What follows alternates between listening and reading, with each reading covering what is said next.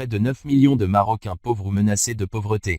Selon la Banque mondiale, la croissance économique du Maroc ne dépassera pas 2,7% en 2019. La volatilité économique peut influer sur le bien-être des ménages. Près de 9 millions de Marocains peuvent être considérés comme pauvres ou menacés de pauvreté. L'économie marocaine continue de tourner à un niveau inférieur à son potentiel. Le secteur agricole non irrigué contribuant à sa volatilité et les autres secteurs enregistrant une reprise timide.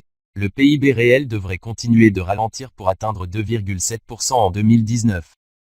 Voilà le tableau que dresse la Banque mondiale de l'économie marocaine dans son rapport de suivi de la situation économique publié le 9 octobre 2019. Croissance toujours faible en 2020 à 2021. La faiblesse du taux de croissance ne se limitera pas à l'année 2019. À en croire les prévisions de la Banque mondiale. Cette dernière table sur un taux de croissance de 3,3% en moyenne en 2020 à 2021.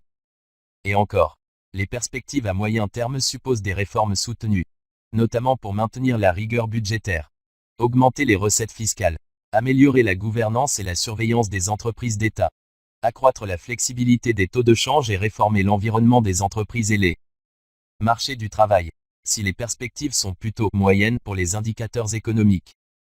Elles le sont moins pour les indicateurs sociaux. Le rapport de la Banque mondiale estime que la réduction de la pauvreté devrait être modeste, compte tenu des perspectives de croissance. Les prévisions fondées sur le PIB par habitant indiquent qu'elle continuera de reculer, mais à un rythme beaucoup plus lent. En 2020, l'extrême pauvreté, mesurée sur la base du seuil de pauvreté international d'un revenu journalier de 1,9 $ an. PPA, parité de pouvoir d'achat, sera inférieure à 1% de la population, tandis que la pauvreté, mesurée sur la base du seuil de 3,2 $ en PPA, sera légèrement supérieure à 5%. Analyse la Banque mondiale tout en expliquant que l'augmentation prévue des dépenses sociales, associée à un meilleur ciblage, peut accélérer le rythme de la réduction de la pauvreté.